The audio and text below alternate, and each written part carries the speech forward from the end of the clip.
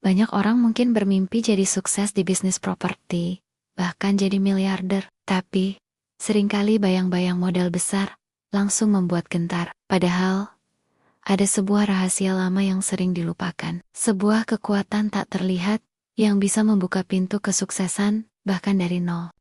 Inilah yang saat ini saya sebut the power of silaturahmi. Lalu, bagaimana bisa seseorang jadi sukses besar di properti tanpa modal uang di awal? Mari kita bedah mitos modal besar, penghalang, atau ujian. Anggapan umum mengatakan, bisnis properti itu butuh uang banyak.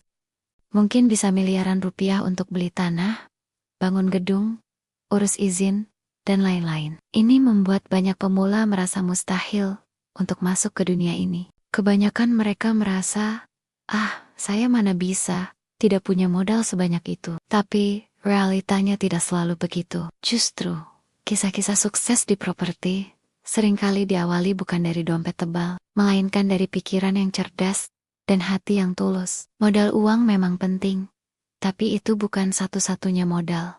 Dan seringkali, bukan yang pertama dibutuhkan. Perjalanan dari titik nol, mencari kerjasama, bukan beli tunai. Bayangkan seseorang yang tidak punya banyak uang, tanpa latar belakang properti dari keluarga. Namun, ia punya semangat besar dan keyakinan. Langkah awal yang diambil bukanlah mencari pinjaman bank besar, melainkan mencari lahan yang bisa diajak kerjasama. Ini adalah inti dari pendekatan ini. Pemilik lahan menyediakan aset, sementara developer mengurus pengembangan dan penjualan, lalu keuntungannya dibagi bersama. Apa terdengar ekstrim?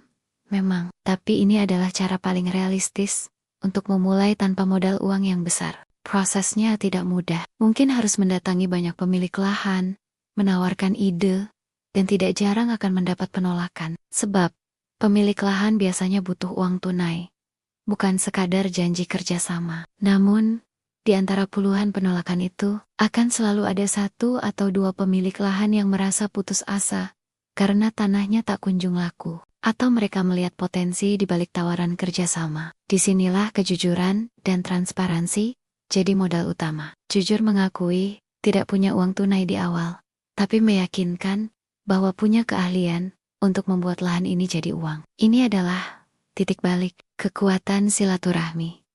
Kunci pembuka peluang. Mengapa silaturahmi begitu dahsyat? Filosofi ini mengatakan, tidak ada yang bisa melakukan hal besar sendirian. Kalaupun ada, mereka akan sangat kelelahan dan tidak bisa bertahan lama. Dalam bisnis properti, silaturahmi berarti manusia saling membutuhkan. Kita semua punya keterbatasan. Mengapa tidak menggabungkan apa yang kita punya dengan apa yang orang lain punya? Pemilik lahan punya tanah tapi bingung jual. Developer punya keahlian mengembangkan tapi tidak punya uang. Keduanya saling melengkapi. Karakter baik adalah modal utama.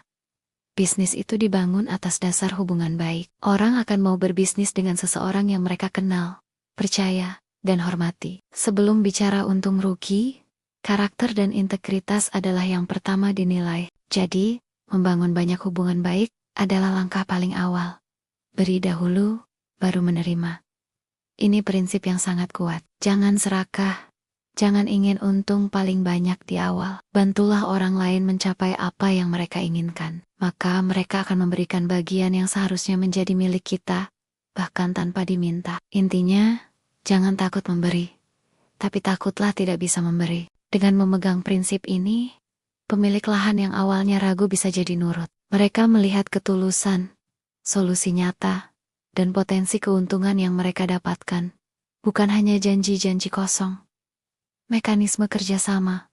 Bagaimana ini berjalan? Setelah kepercayaan terbangun melalui silaturahmi, skema kerjasama tanpa modal tunai bisa diatur. Mari kita belajar dari contoh kasus. Lahan dijamin, sertifikat tanah dititipkan di notaris sebagai pihak ketiga. Ini memberi rasa aman bagi pemilik lahan, karena tanah mereka terlindungi secara hukum. Dan juga bagi developer yang bekerja di atas lahan tersebut. Pembayaran bertahap atau bagi hasil. Pemilik lahan akan menerima pembayaran sesuai dengan progres penjualan unit, atau bahkan dalam bentuk bagi hasil dari setiap unit yang laku. Akses dan fasilitas. Setelah lahan didapat, fokusnya adalah menciptakan akses jalan dan fasilitas yang diperlukan untuk pembangunan. Ini juga seringkali melibatkan negosiasi lanjutan dengan pemilik lahan di sekitar. Mungkin dengan skema tukar guling, sebagian tanah untuk akses jalan. Dengan cara ini, proyek bisa berjalan. Developer mengelola pembangunan dan pemasaran. Pemilik lahan mendapatkan uang dari asetnya, dan semua pihak mendapatkan keuntungan. Membangun reputasi dan meraih kesuksesan besar.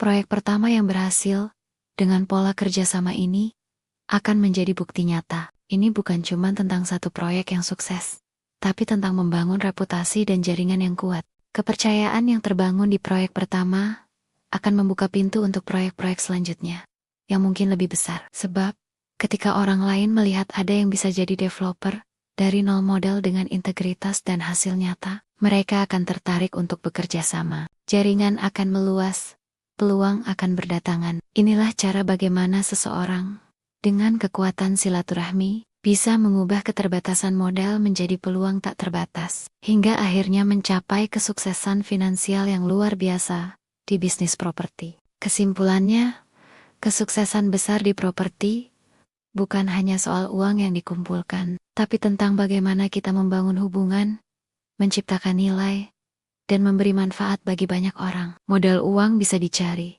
tapi kepercayaan dan silaturahmi yang kokoh adalah aset yang tak ternilai harganya. Bangun jaringan, buka peluang, stay rewired.